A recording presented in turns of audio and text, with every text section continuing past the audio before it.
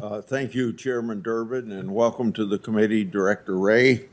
Thank you for your service to the people of America. This committee has a constitutional obligation to ensure that the FBI complies with the laws that we write and execute those laws according to our intent. In performance of our constitutional duties, we often seek answers and records from the FBI. And if Congress finds potential wrongdoing, we have an obligation to the American people to make that public. The public's business ought to be public. Transparency brings accountability. Just last week, the Justice Department failed yet again to be transparent. The department failed to provide underlying information to support their assumptions that a jury would not convict FBI agents for botching the Nasser investigation. This is beyond unacceptable. I've also asked the FBI about the steps it's taken to investigate Afghan evacuees that are considered significant security concerns. Senator Portman and Inhofe have done exactly the same thing. The FBI won't even tell Congress which field offices are responsible for these security matters. How does that make our communities any safer?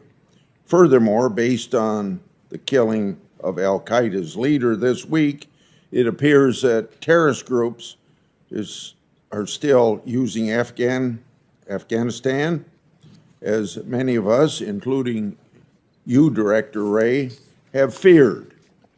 The FBI must provide Congress concrete information about the national security and criminal risk of our communities, what they may face with respect to evacuees that weren't vetted properly. As we all see, violence is a very major problem in America today, with rates of violent crime skyrocketing across the country. The start of this violent crime wave began in 2020 as police nationwide were pulled off the streets. Some of the main causes of this rise in violent crime are anti-police rhetoric, depolicing efforts, progressive prosecution, and bail reform. This crisis in policing is happening at the same time the progressive prosecutors refuse to hold violent criminals accountable for their crimes. Witness after witness in this committee has told us that bail reform movement helps to release violent criminals who are arrested so that they can go commit more crimes. Congress must treat violent crime as a top priority. So last week, I introduced a bill entitled Combating Violent and Dangerous Crime Act. The bill contains common sense proposals to reduce the spike in violent crime in the nation, proposals that would expand federal prosecution options for offenses like murder, carjacking, bank robbery, and assault of police officers. The Justice Department and the FBI must also make violent crime a top priority. However, instead of doing so, it seems like the Biden Justice Department, the FBI, have focused on intimidating parents who are concerned about how schools treat their children. For example, it's been reported that the FBI has labeled parents with threat tags to track and investigate them. Contributing to the crime wave, this administration's failure to manage the border has been a drug trafficker's dream. What is the result? Well, in 2021, we had over 100,000 drug overdoses. Fentanyl crossing that border is about 70% of that 100,000. Thanks to our open borders, drug traffickers are poisoning our streets, killing our children, and they're trafficking innocent victims with reckless abandon. This administration is failing the people by not securing the southern border. More recently, my colleagues have heard me on the issue of political bias infecting the FBI decision-making process. As Director Wray is aware, multiple Justice Department whistleblowers have approached my office about that political bias. Whistleblowers are patriots, and they also have to have lots of guts, and most of them do. According to whistleblowers, the FBI opened an investigation on the Trump campaign and its advisors.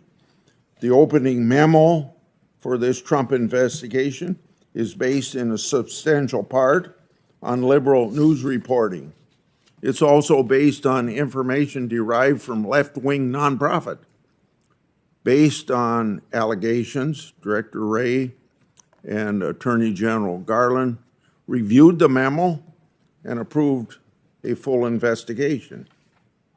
Now, as I've said in my letter, if the FBI is going to open an investigation, you have to do it the right way. It appears that the right way was not done. So, let's contrast this investigation with what the FBI has done with allegedly criminal information received from numerous sources related to Hunter Biden.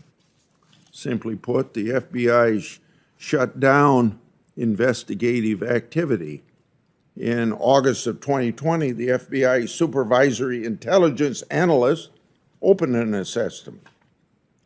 This August 2020 assessment served as the vehicle by which the FBI headquarters team falsely labeled Hunter Biden information as you-know-what disinformation. As just one example, to make my concern clear, in October 2020, an avenue of reporting on Hunter Biden was ordered closed. That Hunter Biden information related to potential criminal activity. According to whistleblowers, the reporting was either verified or verifiable via criminal search warrants. But it was shut down on the basis of it being at risk of disinformation. Based on allegations, the evidence didn't support that finding. So let's look at both of these fact patterns. On the one hand, the FBI greenlit a full investigation into Trump based on liberal news articles and information derived from liberal nonprofits. On the other hand, the FBI closed investigative activities and sources that provided verified or verifiable reporting on Hunter Biden.